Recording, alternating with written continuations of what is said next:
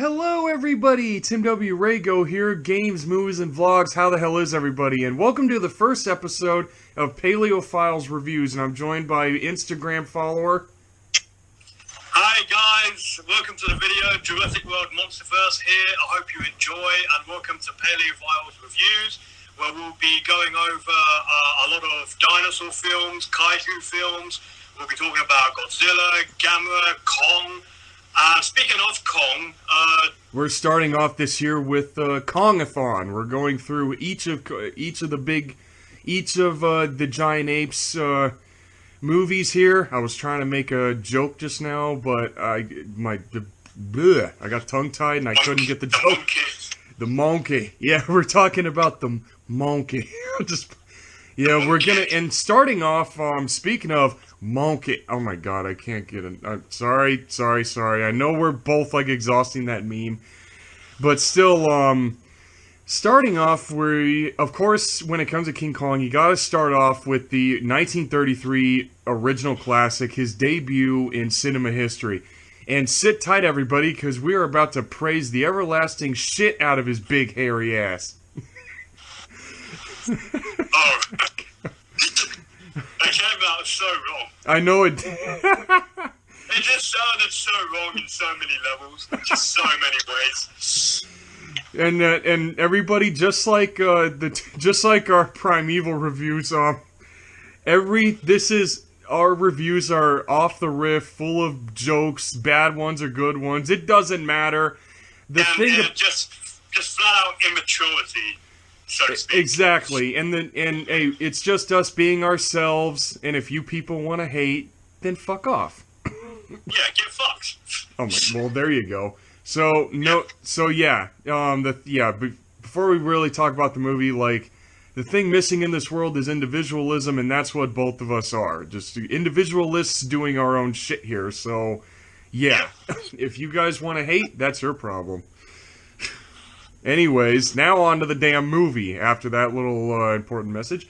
So, when it comes to King Kong, the 1933 movie it's a movie that it captures, I meant to say, there's like a different word I was trying to use, but it captures, like, it's so easy to step back. Like, we're in the year 2023, and we just went back all the way, like, 90 years or 100 years? Like, 90 or 100 years here? To think that this film is 90 years old, and the effects still stand out as some of the best I've ever seen from any movie. They make, like, the stop motion that you see here, with not only with Kong, but with the dinosaurs. Like, in this film, it just stands out so much better than most CGI films nowadays. And and I'm not gonna lie, that is actually true. And that's actually what makes this movie really famous, is because of the special effects in this movie, done by stop-motion animator Willis O'Brien. This is before Ray Harryhausen, for those of you who don't know. In fact, this was what inspired Ray Harryhausen in the first place to do what he did with the other films. It was, yeah. Harryhausen did say that when he saw this movie at the famous Chinese theater in L.A. when he was a kid, is where he got hooked on doing stop motion animation. And the whole thing is, when it comes to the stop motion, like, Willis O'Brien, he was just, like, I think 8 years prior to this, he did the dinosaur effects for The Lost World from 1925, which in itself, you know, for that time period, those dinosaurs do look good, for that time period. And then Willis O'Brien, even though they're very much outdated designs, style, they are, yeah. I love them, but it's so funny to look back on them now and just think, wow, just imagine, that's how we used to think dinosaurs look like. Exactly. And this movie, in King Kong 1933 here, this movie's no exception, because, I mean, a couple of the dinosaurs, I mean, you have a T-Rex standing upright like Godzilla, basically. You have the yeah, sort of like how a man stands upright, in one of those kaiju suits that you see in a kaiju flick. And then also there's the Stegosaurus with eight thorns, 8 spikes on the end of the tail when it really only had 4. I always thought it had 6, but then but James, you pointed out that the thing had 8, and after watching it, like, I saw that it had 8. I always thought it had 6 for some odd reason. But one other good thing to mention is, like, and the cast, I mean, this movie is known for the special effects, but also the cast is... The cast is so good. So good. And Robert Armstrong, who plays Carl Denham in this movie, he's like the main highlight of this movie, other than Kong and the dinosaurs. Robert Armstrong's... I agree. And with Robert Armstrong, he plays this eccentric filmmaker, Carl Denham, and he's able to portray him in this likable but misguided way, and who's willing to put his friends in dangerous situations to get what he wants. And it's funny, he even explains that at one point in this movie. He explains that he went to Africa at one point, and the cameraman got attacked by a rhino. Like, literally, and the cameraman gets attacked by a rhino, and ever since then he even said, he goes, "A darn fool, I was standing right there holding a rifle." Like, really, dude? Like, you would think, by hearing that, you would think Carl Denham's an asshole, but he's actually not an asshole. Like, that's the thing. He may sound like, come off like one, but he's not. Like, that's the weird thing about Carl Denham. And I also love, like, how he's so casual about the whole situation. Like, he's so casual about, like, when they first show him, when the opening of this movie is... He must have been on so many misadventures already that he's just gotten used to it, and he's treating it as if it's like a regular thing. Well, yeah, but it's so crazy. Like, he treats it, going to Skull Island. Oh, yeah, it's just a regular thing. And then all of a sudden, nope, there's a giant-ass monkey there's a giant-ass ape on this island with dinosaurs. And there's dinosaurs here. I mean, where else can you see them? There's dinosaurs here. You know what? And actually, the dinosaurs in this movie actually look like the models that Willis O'Brien used. They look good, especially that Stegosaurus model.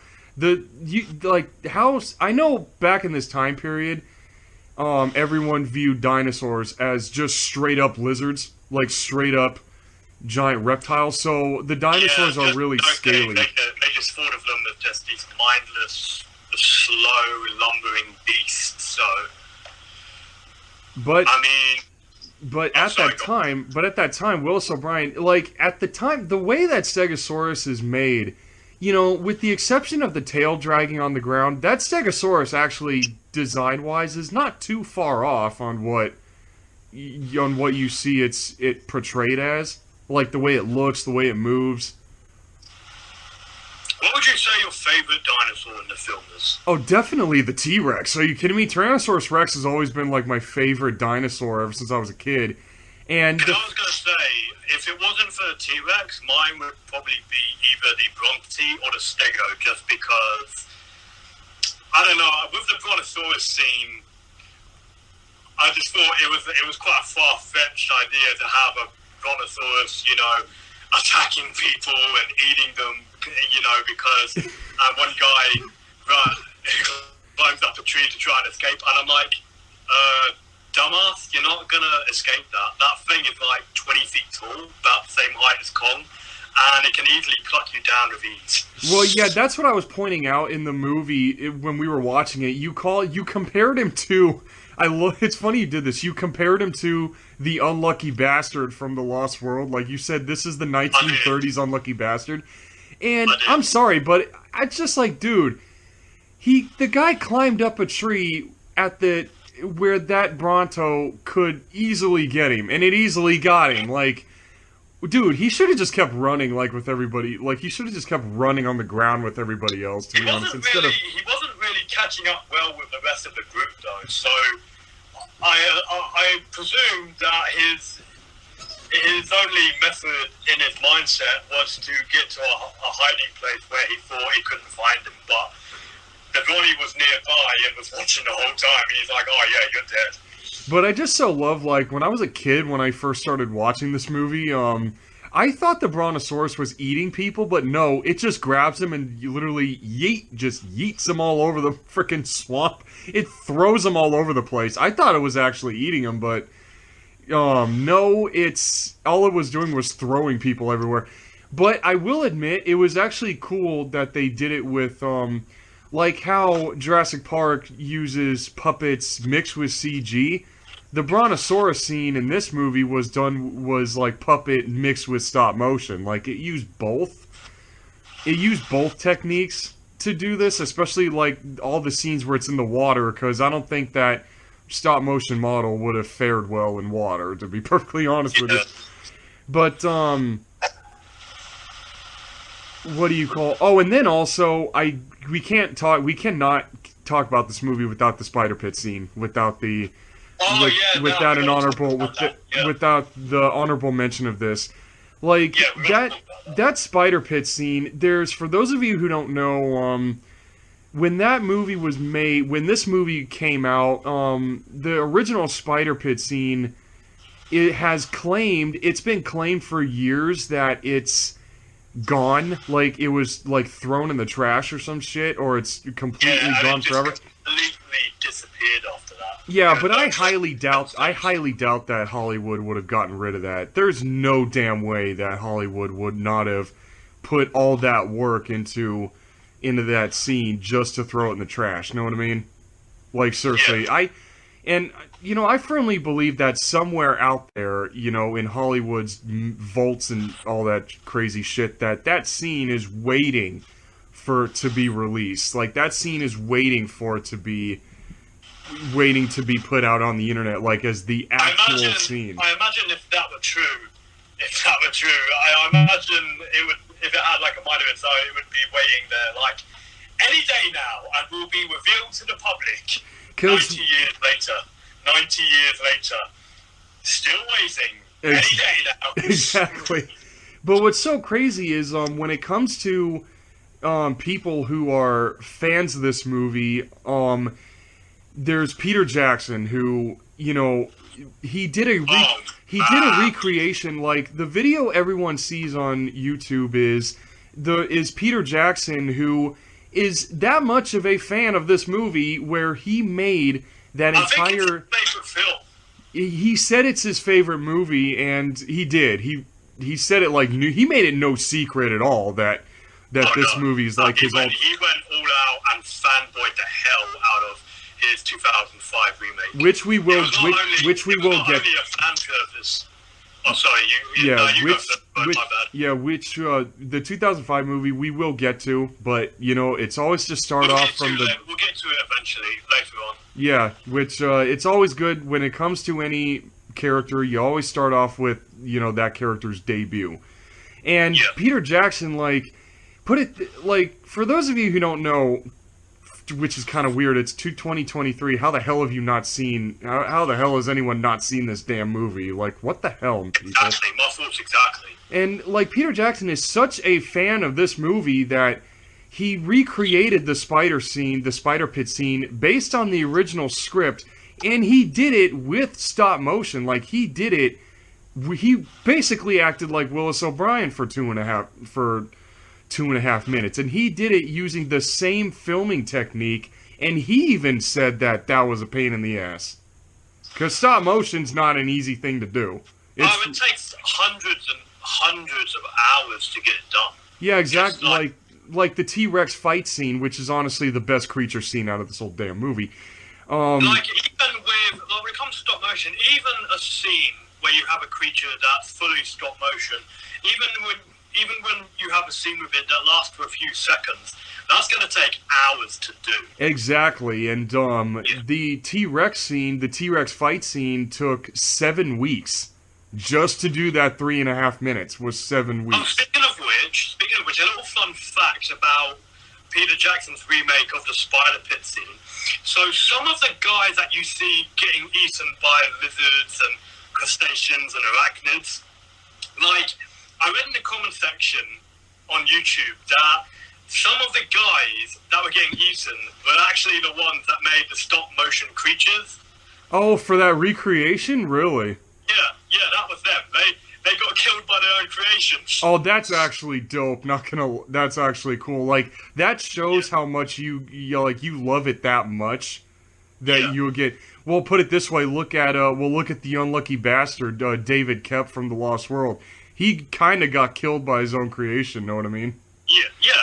Like, that's actually, and you know what's actually crazy? When you look at that Peter Jackson recreation of that spider pit scene, for 1933, I can see why that was kind of cut, because that scene's horrifying. Like, you literally see people get grabbed. It's like an early version of Jurassic Park where you see people getting eaten. Where you see people get eaten by all these things. Like, there's a giant spider, a giant crab, and this giant iguana. And then you see the older version of the Skullcrawler just walking in the background, like it doesn't even do shit. It just walks up the... The reptile that inspired the Skullcrawlers in Kong Skull Island. Yeah, exactly. Like, it's just walking up in the background, like hey. I will say regarding the spider pit, like, even though, like, the footage of it is, there's no trace of it whatsoever, or so we think. Yeah. Because, like you said, they could be hiding it somewhere. Maybe they've forgotten about it. But yeah, speaking of that, there are images out there of the original spider pit that you can find. You won't find the original clip because it's long gone, but there are, like, still images of it. Yeah, there's like that. I don't know where they came from though. It's like a picture of a giant spider looking thing. It's like that one image of a really huge and also that ringing you all guys heard. I'm sorry, that's my phone alarm, so I apologize for that. But what's actually kind of crazy though is, and you were saying, okay, one human character. I'm sorry, with this review we're jumping all over the place, but hey, who gives a shit? Yeah. And I gotta say, folks, that when it comes to doing these reviews, we will be doing this a lot, jumping all over the place. From one thing to the next. Yeah, exactly. So sorry, but not sorry. Yeah, and one thing that, and I'm saying this early, my score for this movie is, as great as it is, as a classic, creature movie, I give this movie a straight up, 9 out of 10, because and the 9 comes from, the cultural references in this movie that they didn't really age right. They didn't age good. Oh man, I full on agree with you. Especially especially the accidental scene where Jack Driscoll literally decks Anne in the face, where he turns around when the Venture was getting ready to leave and he accidentally hit Anne in the face. I'm pretty sure that was a blooper and they just continue it on and improvise it from there. It sure looks like it was, but you said while we were watching this that you're not a fan of the older version of Jack Driscoll, and I do agree with you on that. I really am not a fan of this version of him. I will say he does, he plays the traditional leading hero, right? He does, and that's what's kind of, and that's... You are sort of rooting for him in a way. But for me, even though, I said, watching this movie review last night, I said, I didn't really like this version of Jack Driscoll.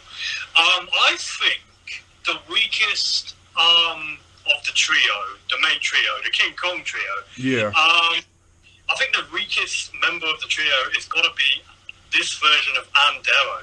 Oh, Fay Ray. Yeah, she literally, she's there to look pretty and scream and stuff. She's just there to be the stereotypical... damsel in distress. Damsel in distress, yeah, constantly screaming and looks terrified for most of the film. And that's kind of unfortunate because, she's such a gorgeous... She's a stunning actress. She is. Her acting in this movie...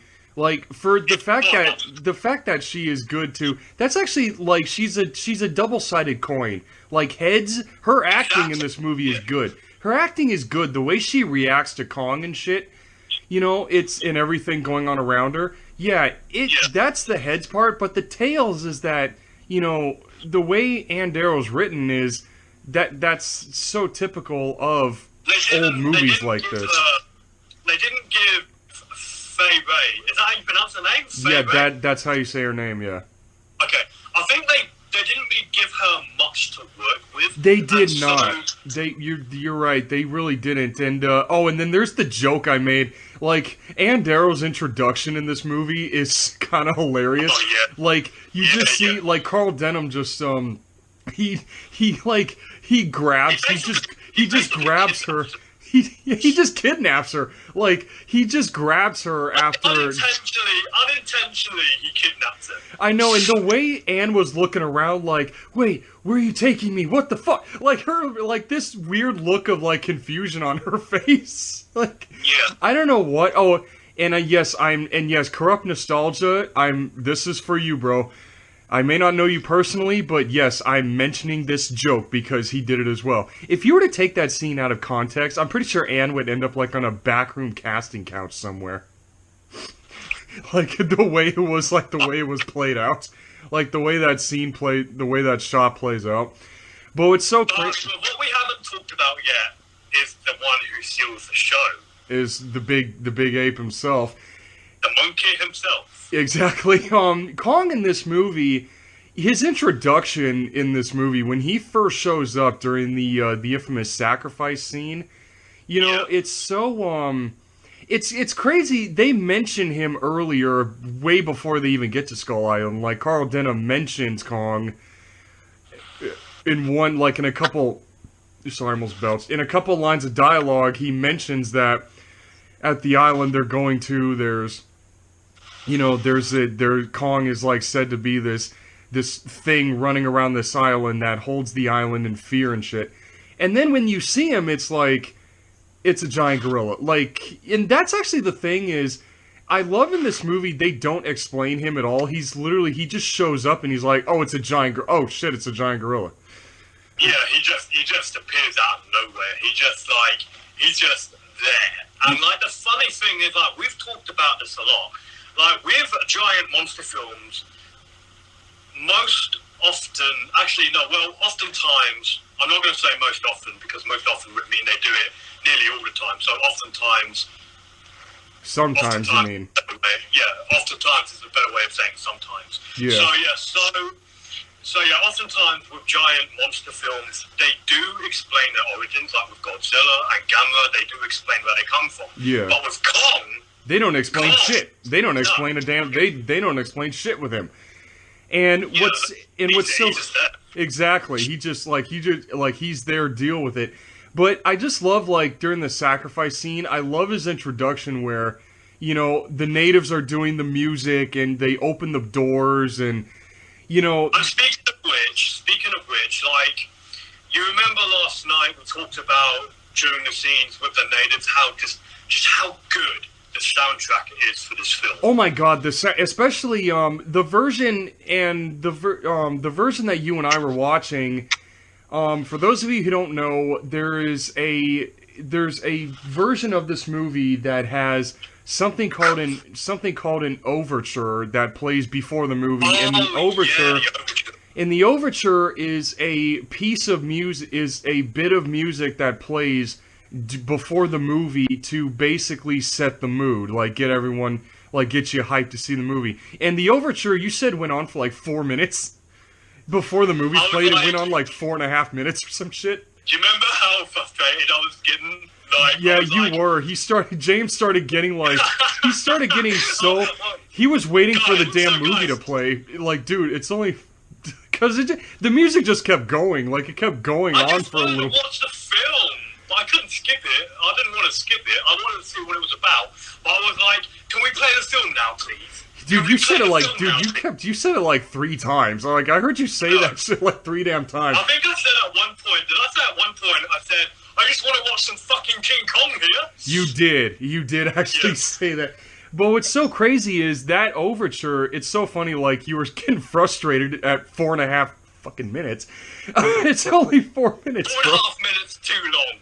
Well, dude, you say that, and yet you were saying, like, the soundtrack of this movie is really good for that time period. I'm not talking about the overture, I'm talking about the scenes in the film with the soundtrack playing over it. Well, my God. Well, you know, the overture, they do play the overture music in the movie.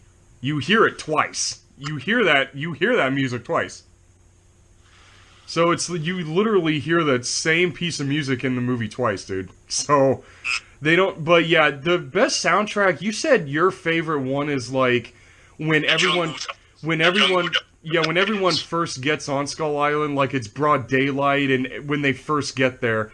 And well, before I mention that part, the atmosphere getting to Skull Island when they're getting close, you know, there's all that fog. Like, this movie has a lot of fog in it, and when they approach Skull Island, it has this very dreamlike atmosphere to it with the fog. It's like they're sailing into some void or some shit.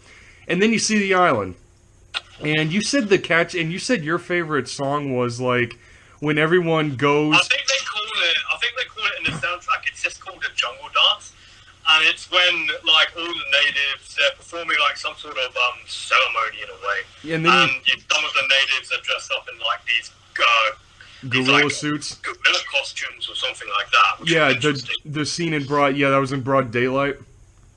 Yeah. And you said that part's like your favorite one. Like, mine is the song that plays during the actual sacrifice with Anne. That part's like, that one's honestly my favorite. The part when we see Kong for the first time. Yeah, exactly. Like, the song that they were playing leading up to, like, the music they were playing when Anne was being, you know, taken through the giant doors and tied up on the altar and everything. Because the music goes flat after that point. Like, after Anne's tied up, the music just stops. And then you see Kong himself. I can't believe this. We're like 27 minutes into this freaking review, and we're just now talking about it. But I'm now bringing up his introduction, and it's so crazy. I agree with you what you said earlier. You know, like I think, actually, I'm not too sure. How long have we been doing this review for now? 27 minutes, you said? Yeah. Okay, so maybe, like, close to halfway through, I suppose. You said that you give this film a 9 out of 10. Yeah, I give it because of the cultural references is what gives me the 9, because there's a lot of stuff. Well, personally, I agree with you. I would give it 9 out of 10 as well, just because, like, the thing is with this film, it's debatably the most important film ever made, because it inspired so many filmmakers, because it's the granddaddy of not only monster movies in general, but blockbuster films as well. Exactly. And the thing that makes this film so successful and so popular is the simplicity of its story. And what I love about it is that it doesn't at all try to be too deep or anything. It's a simple, straightforward story, and it's just done so well because of its awesome direction and directing. And it's seriously good pacing. The pacing was wow. Oh, the pacing of this movie was really well done, and also I love the look of Skull Island itself. Like that, the way the island was designed is it's kind of like the Amazon on crack. Like the way Skull Island's, it literally, it's like the Amazon on crack, dude. Oh man, I can't believe you said that. Oh man. Well, if you look at how everything was designed, it's this heavy jungle environment, but it's something like you don't see that in any other part of the world.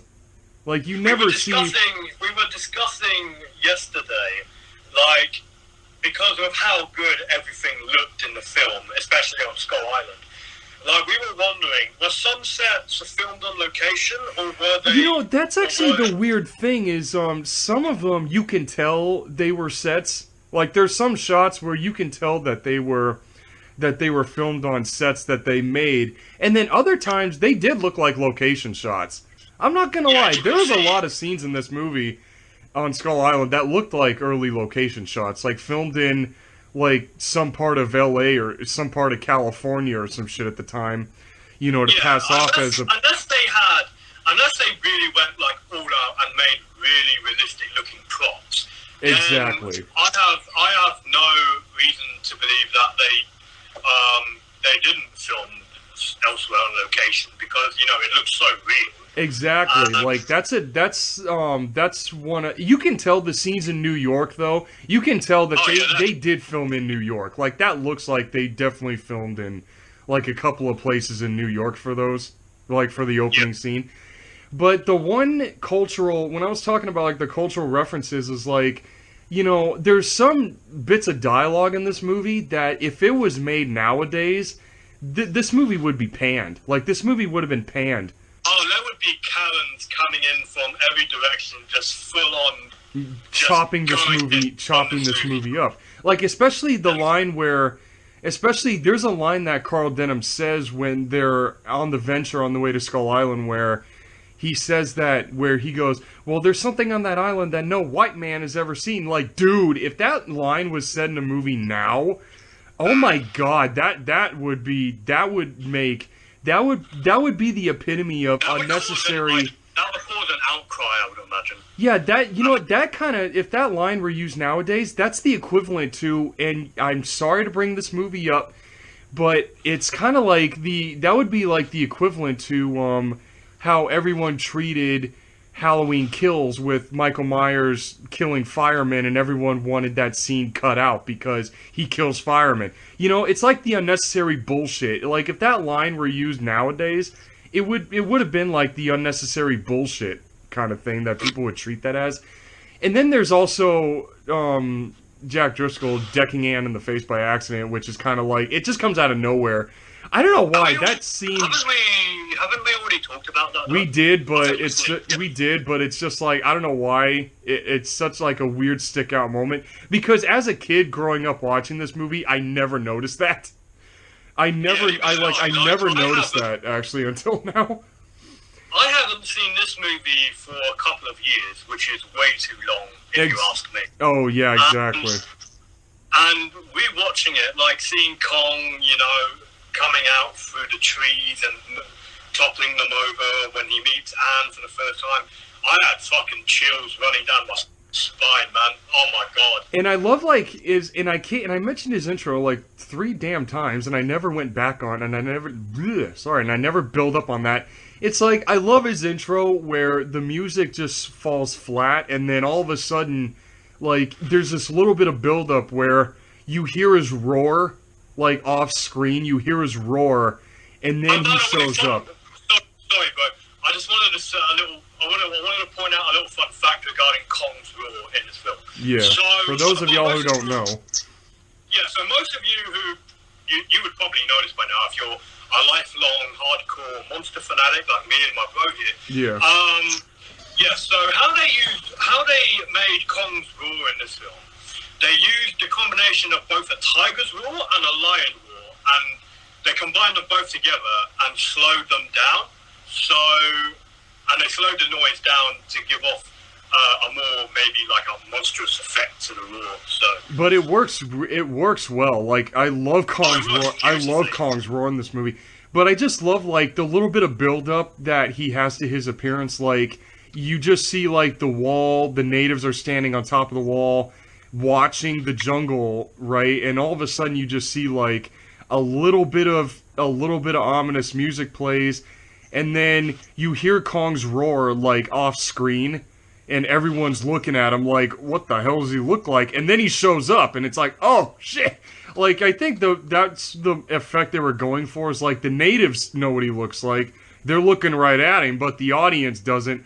And for that, like, good 10 seconds, you're like, what the hell does this guy look like? And then he shows up, and you're like, oh, shit. Oh man, I'm just imagining that now. Just like, can you imagine if you were in 1933 watching this for the first time, you're hearing that roar, not knowing what this monster looks like, and then he appears. Exactly. Like that's I just love that little bit of I love the little bit of build up that they have to Kong's appearance here. And I love also a little fun fact for those of you who have seen this movie and don't notice this, have not noticed this. On the model of King Kong, have you ever and did you ever see the armature, the metal skeleton that they used to animate him with? Yeah, I've seen it. And apparently this thing was covered in rabbit fur. Like the model was covered. The fur on that model was rabbit fur apparently. Well, that makes sense. And also, it does look like it has the soft texture of rabbit fur, so that makes sense. But what's actually kind of crazy is I love how you can see on the model, you can see his fur, like his fur moves a lot, and that's because that's where Willis O'Brien was touching him. Like you can see where Willis O'Brien's hands were touching Kong to animate him, because his fur constantly moves.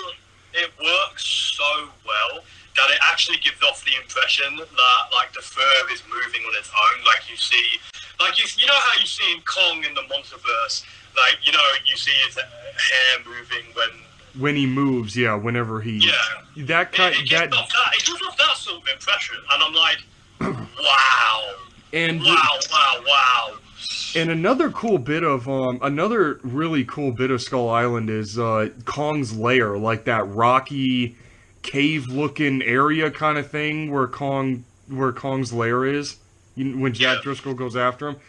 And and speaking of Jack, I'm looking at the DVD. His the actor's name is Bruce Cabot. The dude's name is, and his acting in this movie, like he plays the leading hero. Like the stereotypical 1930s leading hero, but I don't know why his dialogue makes him sound like for somebody who's a leading hero, he's kind of an asshole. Like a lot of his dialogue is such an asshole, man. He comes off as quite a dick. No, he comes off as a prick, not a dick. He comes off as a prick. Yeah. Especially with the fact that he says like, when Anne was saying, I've never been on a ship before, and then here's frickin' Jack, well, I've never been on one with a woman before. Like, what the fuck? That's kind of prickish, when you really, that's just messed up to say to a woman. That is a dick move. It's so funny, like, he acts like such an asshole towards, that's what I mean by the poorly aged, like, cultural thing with the references, is Jack's dialogue in this movie. And wouldn't it kind of been cool if we... And yes, I am going to do this the same way I did the Primeval reviews, folks.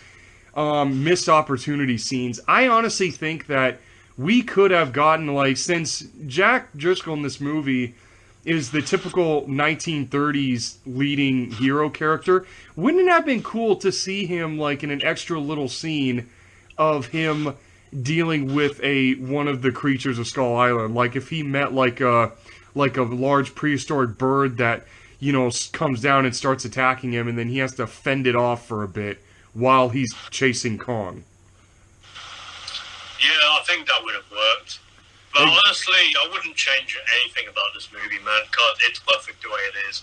And... Fuck, I forgot what I was going to say now. Oh, yeah, so another little fun fact regarding King Kong, guys. So... And again, this is something that a lot of hardcore lifelong monster fanatics like me and my bro here already know, but I just want to point this out because it's a really fun fact. So, in Kong Skull Island, and it shows, and it very much shows, Teen Kong, I call him Teen Kong because, Kong in Kong Skull Island, he's a juvenile. Yeah. Teen Kong is very much based off the design from this version of Kong in 1933. In his face, yeah. His face is a definite, like... mainly the face is a huge thing for... And see, that just proves that this monster by himself, like, has his own legacy that filmmakers nowadays look back on this movie as a major source of inspiration. Yeah, and it's a nice little tribute to the original, to where it all started. Exactly, and you know what's actually crazy? Another highlight of this movie is, and one thing for 1933, and I got it. And yes, I gotta bring this up as well here, because you know how movies nowadays always like censor a lot of shit. Yeah, they do. And that's unfortunate. It really is a shame. But this movie has balls. I mean, you literally see when Jack walks up to the T-Rex after it gets his jaw crunched. You literally see a lot of blood pouring out of its mouth.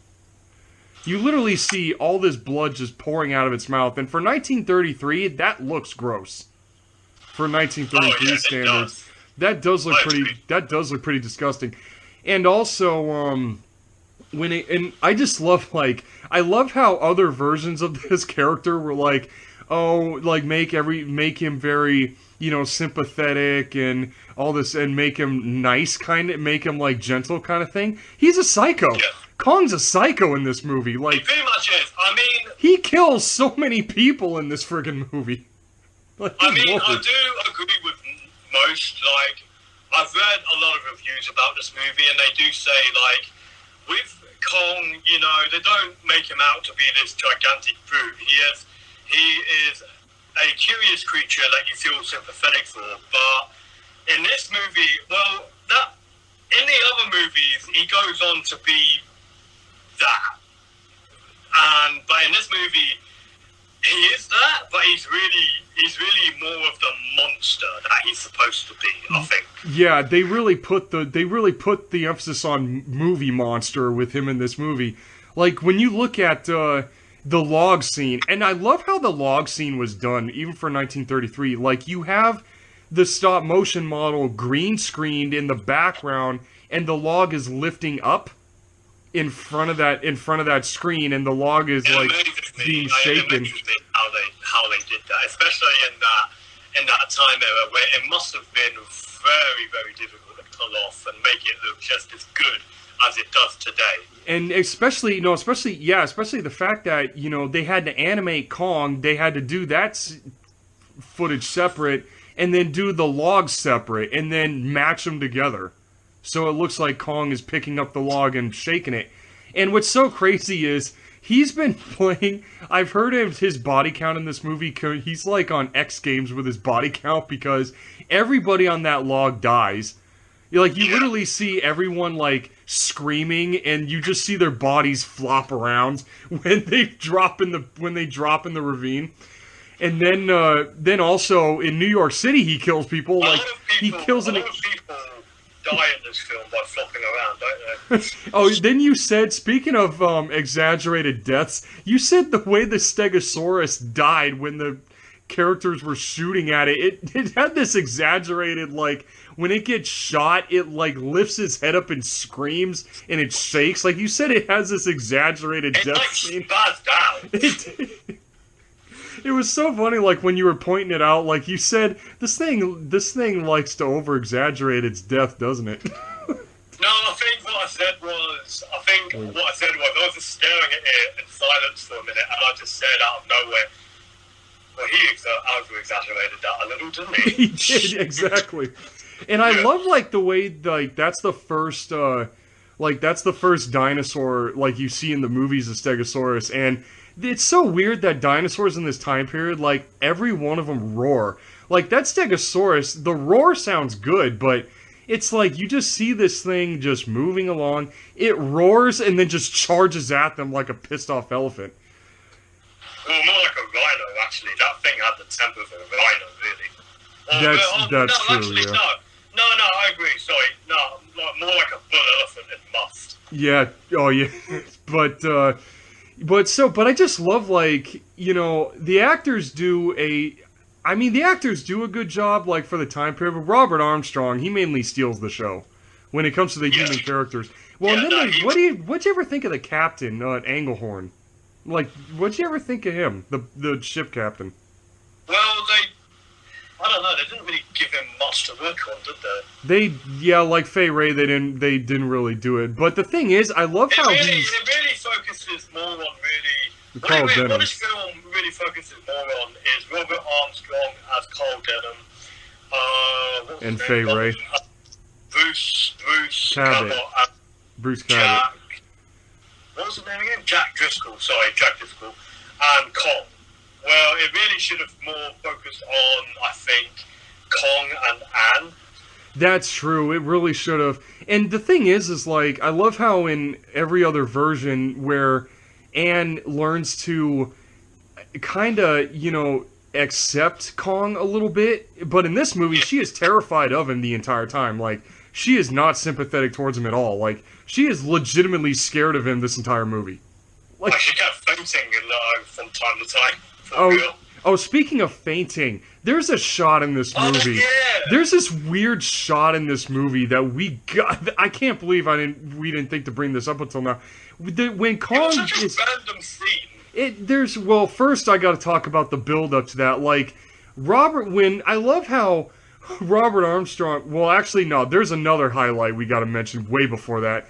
Is when Kong breaks through the gate and he goes into the village, and I love like how all the natives worshipped him as a god, but then when he comes to the village and he starts going Godzilla on the village, all the natives start like fighting him, like they start throwing spears at him and shit. Like they all start fighting him. I'm thinking, wait a minute, I thought you worshipped this guy. Now you're fighting him? What the hell? Like, what the hell is that? Now you're throwing spears at him and shit? Like, you're pissing him off. Like, you're really pissing him off. Like, you're seriously pissing him off, especially in Kong, literally. You do gotta admit, though, for 1933, it is a little horrifying, like, when he puts people in his mouth and then he stomps them in the mud. For 1933, that is kind of crazy. Because you and I were saying last night, like, when we were talking about horror films, you said in the 1930s horror films, when you search them up, King Kong comes up. It does. And I said, well, I can sort of agree to that because there are some elements in this film that could make it a horror movie, especially back in those days. Oh yeah, and actually, and what's kind of crazy is you and I, the version we watched, is actually the full version of this movie because there's a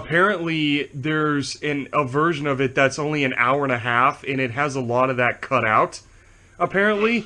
And because this is the full version of this movie is an hour and 40 minutes, where a lot of other versions that were well known was only like an hour and a half. But this was an hour and 40 minutes, and it was because of like all the old timey scary shit that was cut out of this movie. And it's so crazy that when it comes to the cast of this movie is freaking huge. Like, you got all the extras playing the natives, all the extras playing the Venture crew. Like, there are a lot of extras in this movie. Speaking of the actors who played the natives, I got to talk about someone whose name I completely fucked up last night, because the actor who plays the chief. Oh, Noble Johnson? Yeah, I keep calling him John Noble, and I've John Noble. Why does that sound like a character? Who John Noble is? Do you know who John Noble is? He's that Australian actor who played Scarecrow in The Dark Knight. Oh, sorry, not The Dark Knight. Batman Begins. In one of the Arkhamverse video games, and he was in the 2021 horror film. The Conjuring, The Devil Made Me Do It, where... Really? I've got to do you mind if I make a little joke about this? Oh, go for it. Yeah, so there's a scene in The Conjuring 2 where Ed and Lorraine go to meet this guy played by John Noble. And he didn't sound exactly what I thought he was going to sound like in the film. Because, like, listening to his voice, I thought he was going to sound more like Scarecrow in the Arkhamverse game, but like the way he talks in this film, it's like, "Hello, Ed and Lorraine Woman, I've been expecting you." Oh my god! What the fuck? Oh, but speaking of, it's funny you bring up the chief, actually. You saw me, I was laughing my ass off yesterday because it's, when the chief shows up and he's talking in his in the dialect of Skull Island, and then Anglehorn, and then Anglehorn talks. And yes, I'm mentioning this joke. There's, I don't know why, but there's like this one when the chief wants to, like, was willing to trade 6 of his women for Anne to sacrifice to Kong, and then you see this little dude walk up and he speaks more Skull Island dialect, and then he ends the sentence with "booyah." And the way Noel Johnson, it sounds like he says Costco for some reason, which is the name of a grocery store we have here in Vegas. And it's so funny the way he said it. He's like, Costco! It's like he's saying Costco. I couldn't stop laughing. I can't stop laughing now. Oh my god, it's just the way the guy sounded. It's so the way he sounded. He's like, Costco. He's saying Costco. And I gotta tell you this, dude, Corrupt Nostalgia, when he reviewed this movie, when he put the Costco logo in the video right when Noble Johnson... Oh, you are joking, right? I'm not. He actually put the Costco logo on top of Noble Johnson when he says... After we wrap this up, I've got to see that for myself. And then, then on top of that, he actually plays like 5 seconds of a Costco ad right after he says that. Fuck's sake. I'm not kidding. He actually... But it's like, now after watching that video and then watching this movie, it sounds like Noble Johnson says Costco. So I can't help but crack the fuck up at this. But, and I'm sorry, okay, I had to calm down. Costco. Do you wanna stop for a minute and just take a breath? Oh, what is it? Okay, anyways. So, and another good, like, highlight. Yeah, I calmed down pretty quick, didn't I? Anyways, what'd you ever think of, like, the way Carl Denham, when he, right after he throws one gas bomb at Kong, like, they had this whole thing saying, if you heard me belch, I apologize. There's like, they said, oh yeah, we have all these gas bombs, and yet Carl Denham only knocks Kong out with one. You ever notice that? He only uses one on Kong. I'm not really too sure what to think about that, actually. Like, it's so weird how they were saying in the movie, oh yeah, we have like all these cases of gas bombs, and then he only throws one at Kong just to knock him out. Like, I thought you had a bunch of them, but I think it would take a lot more than just one to take something out that big. I know, but I know that movie. I don't really know how they work, so. But I do love how Robert Armstrong, when he says, when he tells everybody, when he says the famous line, like, we're millionaires, boys, I'll share it with all of you. In a few months, his name will be up in lights on Broadway. That whole speech, like, Robert Armstrong, I think that's, like, his best line delivery out of the entire movie. Out of this entire... It's Kong! The eighth wonder of the world! Like, I just love, like, his line delivery in that, like, screams showman. Like, Carl Denham is a showman, and that line clearly shows it straight up. And then I just love how on the theater, there's a thing that says Carl Denham's Giant Monster on the thing. I love how the movie straight up says, like, Carl Denham's Giant Monster. And this is the part I was getting to is, you know, when Kong is captured and he's brought to New York City, you know, I love how they're saying, oh, don't worry, the chains are made of chrome steel. But Kong breaks them anyway. Because chrome steel is supposed to be one of the toughest metals on this planet, and yet a giant gorilla just broke them. A giant gorilla just broke out of shackles, broke out of chrome steel shackles. Like, he has got some serious muscle to him. Yeah. But what's so weird is he goes, pardon the pun, everybody, but he goes apeshit after news reporters start taking pictures of him using the flash. I don't know what it is about movie monsters not liking bright lights. I don't understand that. Like, what is it about movie monsters not liking lights for some damn reason? I think that's something me and a lot of giant movie monsters have in common. We're both very tall and don't like flashing lights. It's so, like, it's just a little off. Like, Godzilla, he don't like lights because it reminds him of give me a headache. Like, I can see, well, with Godzilla, Godzilla's like, I'm sorry to bring Godzilla up into well, it's Kong. You can't really talk about Kong without bringing the big G into this. Like, if it weren't for Kong, we wouldn't have Godzilla, because Godzilla was inspired by Kong in the first place. But with Godzilla, it makes sense, because it reminds him of an atomic bomb. It reminds him of the flashing light from a nuke. But Kong, on the other hand, it's just like, he just goes apeshit after all these camera flashes and shit, and then he just you know, starts going apeshit.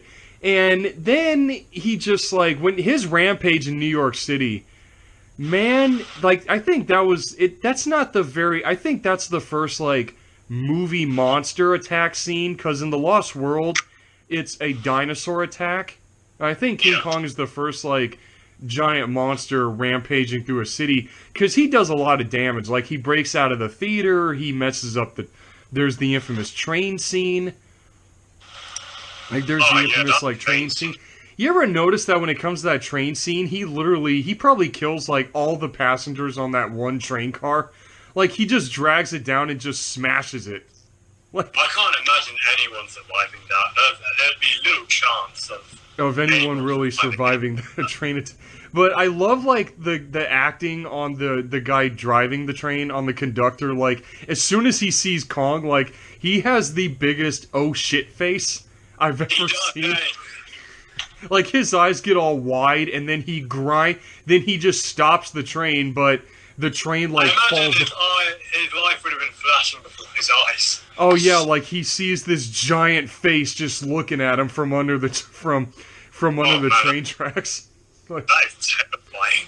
Like, that's actually the crazy thing about this movie, is that, you know, nowadays it's, you know, it's a creature movie, but back in 1933, this movie's horrifying. Like, if you really put yourself in that mindset, this movie's horrifying. Like, this movie is pretty damn scary. I think it would have been, you know, made out to be more of a horror movie back in those days, rather than a creature flick, because back in those days, that wasn't even hardly a thing. I mean, like I said, this movie was what started the whole thing. Yeah, and it's so crazy, like, 2 years before this, when it comes to old-style horror movies, you had, you know, the original Frankenstein movie and the original Dracula, which are considered horror, and then you got this movie, which, you know, this comes out 2 years after those two movies, and it's, I don't know, like, this movie is just this movie is a huge piece of elaborately made film history. Like, there's a lot of time and effort put into everything. Like, and what's so crazy is, I don't know if you never answered your own question. You asked me, like, what my favorite creature is in this, favorite dinosaur. What's yours out of this movie? Well, I sort of did. But oh, you did. Like Sorry. Yeah, I did say it was either the Brontosaurus or the Stegosaurus. There's a lot in this movie that it's difficult to pick over, because, you know, they're all done so well. And you said I will say the T-Rex, but if not the T-Rex, neither the Stego or the Bronte. Oh, and then there's also the Plesiosaur, or you said it's a well, you call it a Tanystropheus. Tanystropheus, I think it is, because it looks more like a Tanystropheus than an Elasmosaur, you know. But I know you said you saw the flippers. It looked like it had flippers instead of actual feet on that weird. Oh, and also, I never told you this. I don't know if you ever saw this, but did you ever notice how, like, whenever there were characters in a hole, you know, did you ever notice when Kong puts Anne, like, to the side, she's like in a hole, you know, and same thing with Jack in the log scene. Oh yeah, now I remember. Yeah, the way they did that actually was they had to take the actors were done like kind of stop motion as well, and they projected them into a little bit of the set to make it look like that they're in that hole. Oh, okay. So there was like a lot of filming. The thing about this movie is that it pioneered a lot of filming techniques that were not used at the time. And for 1933, it's like you said, they pulled everything off in this movie. For this time period, like, the effects in this movie are just, holy shit. They pulled a lot of good shit off here. Oh, yeah. And then, they did. And then there's the famous scene, you know, that's part of King Kong history, is the Empire State Building. The Empire State Building scene. And I think I said that, yeah, I did. I think I said this when we were watching it, that when they use the planes... With this version, I will say, like, with this version, like, even though you do sympathize with Kong because he's taken away from his homeland and he's lost in this concrete jungle that is just unknown to him, so he has no idea where the hell he is or what the hell to do. Yeah, exactly. So he's all freaked out, and the only way to express that is by, you know, rampaging through it, you know, trying to get out. Yeah. And you do sympathize with him on that. But, like, we're in this film, like, even though he's a sympathetic character, you do feel for him. But he's made out to be more of a monster in this version. Yeah. And I think that's what they were trying to do. And even though, like, every time King Kong dies, it's very, very tragic. It's very sad. It is. And, I'm not gonna lie. It really is sad when you watch him die. And even though it is still sad in this film, it doesn't really tug you in the heartstrings, if you know what I mean. It does not. Like, I was saying, that's what I was telling you when we were watching this last night. Like, it doesn't really... This debut didn't really, like... It didn't feel as heartfelt as other versions are. When it comes to... It's not as impactful, if you know what I mean. It's not. Like, basically, the way this movie plays it out is like, oh, in every monster movie, the monster always has to die. Yeah. It kind of created that cliche. And I mean that goes for both ways, you know, in many different monster films where the giant monster dies at the end. You feel sad for it, but you're not getting emotional about it. So yeah, I know. That's actually the crazy thing, how, like, in every other version of this movie where you see Kong die, it's always a very emotional moment, but this movie is not as... you're right, it's not as impactful as later versions are when he dies. And also, you don't really see him get hurt that much in this one. You know, he doesn't get hurt all that much compared to other versions. Like, you see, like, maybe one wound on him, and that's it, or like one or two. He doesn't really get injured. He doesn't really get hurt that much. And, like, the only time you really see him get injured is when he dies, so... and also... When he's getting shot by those planes. Yeah, exactly. But, you know what's so crazy is, earlier when I was talking about how massive the cast of this movie is, like, when it comes to the amount of extras in this movie, I was telling you this yesterday. Wouldn't you not want to have been an extra in this movie if you were able to? Like, oh my god! If you were able to be like one of the crew members of the Venture, you can just run at the gate and just scream like an idiot, you know, trying to block Kong. We were joking about that yesterday, when they were running on the Venture, and we were saying in our conversation between us, we were saying, if the director told you to just run around and shout whatever the hell you like an absolute moron, you do that. Yeah, exactly. I wouldn't have worried about saying what I would say if I were an extra in that film, just running around and screaming. I wouldn't be worried, because I think I would be, how do you call it, you know, over-voiced or over-talked by other extras screaming as well. Yeah, exactly. Yeah. Like, especially, like, where we were saying that was where Anne gets kidnapped by she gets kidnapped by the name. But what's so weird is, like, we were pointing this out, like, I can't believe nobody heard that.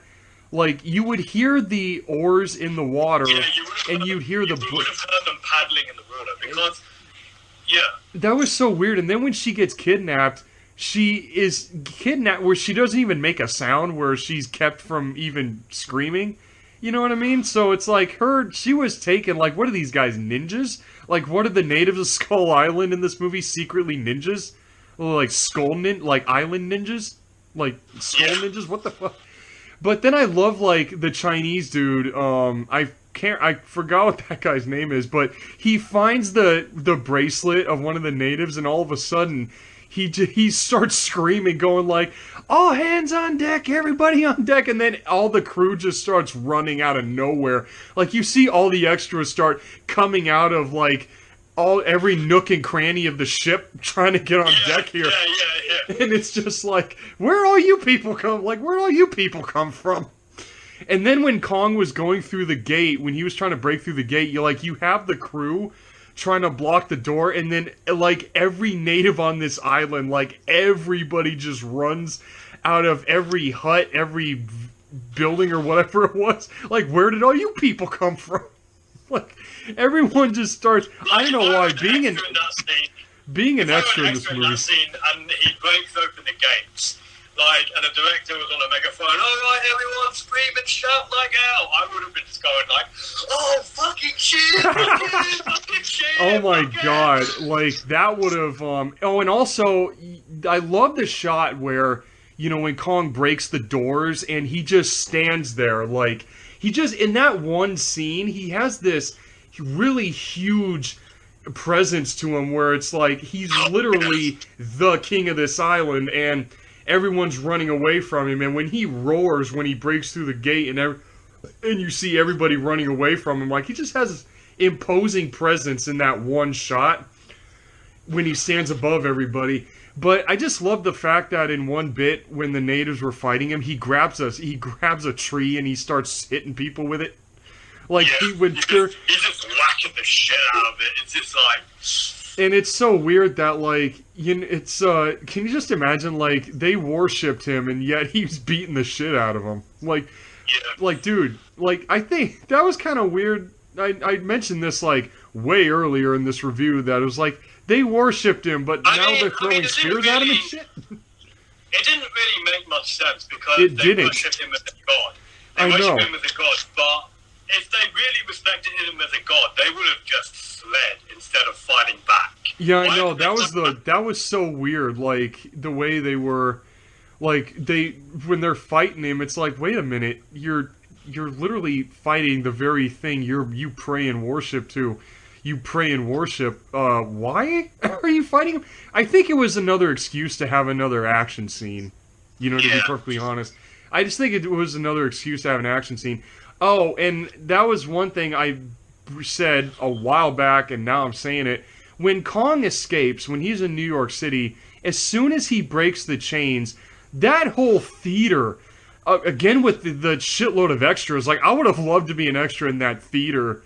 I would have done the exact same thing. If I were an extra cast in this film, and if I were cast as, like, an extra for the Skull Island scene and an extra for the New York scene where Kong breaks loose with his chains, I would have been exactly the same as I would have been. Like, I would have been, fucking hell, it's coming to get us, fucking, get the fuck out! But what was that one weird scene where there's this random shot that there's this woman this woman just passed out. Yeah, but the way she passes out is, like, these two guys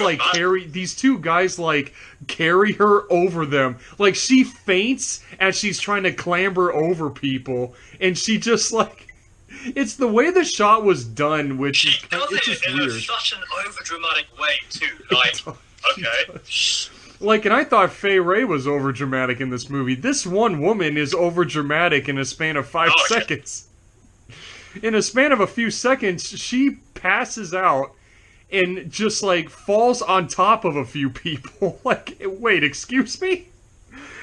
What the hell was that? What the hell was that?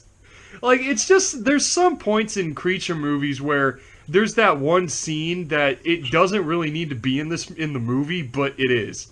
But it's there. Like, wait, why is that in this movie again? Like, what was that?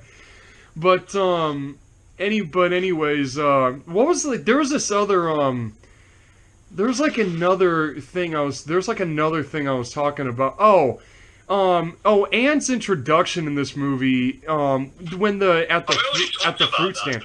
Well, no, there's one more thing I was going to bring up. Like, the one bit of dialogue kind of doesn't make any sense where, you know, she goes up to that fruit stand and the owner thought she was stealing, where she wasn't stealing anything. She was looking at the fruit right in front of the guy. Like, clearly she didn't grab anything and walk away with it. She just stood there looking at the fruit, and the fruit stand dude thought she was stealing. You know, that part made no sense. Like, that little bit of dialogue did not make any sense at all. Like, that was the part that was really, really off. But I do give Carl Denham props for, like, sticking up for her, though. You know, he kind of shows he's a gentleman. The exact same thing. Well, he's a gentleman in this movie. Like, Carl Denham is a straight up, like, he's the type of dude that, you know, you can go on an adventure with him, and you can tell he gives a shit. Like, Carl Denham actually cares, you know, about... Well, in this version, he does. In this version, yeah, he cares about, like, the people around him and shit. And he just... And I always love, like, when they first show him in this movie way at the beginning, I love how he and Englehorn are talking about, like, oh, how much ammunition they have on the Venture. And Englehorn's like, well, you got enough to blow up the harbor? It's like, what are you guys saying? You guys could be, like, 1930s terrorists? Like, what the hell? Like, you guys can be an early version of terrorists. Like, it was just so weird. Actually. It was so weird when they were talking about that. I can just imagine, you know that meme how that has gone around? You know the one where it goes, FBI open up, and then yeah. Oh my god, I can see like 1930s cops like going to the Venture and going like FBI open up, and they just come in from everywhere, from like every door, every window, like just busting in the Venture and shit. Just randomly breaking shit for no reason. Yeah, exactly. Oh, and you know what? You ever notice they kind of forgot about a character in this movie? Now that I really think about it. The movie agent, Weston, they only showed him at the beginning, and then after that, they kind of forgot about him after that. Like, you never see him again. Hey, bro, I think we're going to have to wrap this up because my tablet is only on 5%, and if that means if we keep going, then the video is going to lose its connection and get all a little dodgy. So, do you want to wrap this up? I gotcha. Yeah, we pretty much talked about, like, every little aspect of this friggin' movie. We've got everything out of the way now. Exactly. So, yeah. So let's get to the ratings. Yeah. To the what now? The ratings. Oh, yeah. Well, we already did our ratings. Like, I said I'd give this movie, like, a 9 out of 10. Because of the cultural references. So yeah, I hope you all enjoyed this video. I know this video is, oh my god, we've been talking about this for a while actually. But it's King Kong, so you can't really not go on for a while talking about it. Exactly, he's one of the greats. So. Exactly. And well, I hope you all enjoyed this video, and please be sure to like, share, and consider subscribing. And also, please go follow Jurassic World Monsterverse 2 on Instagram.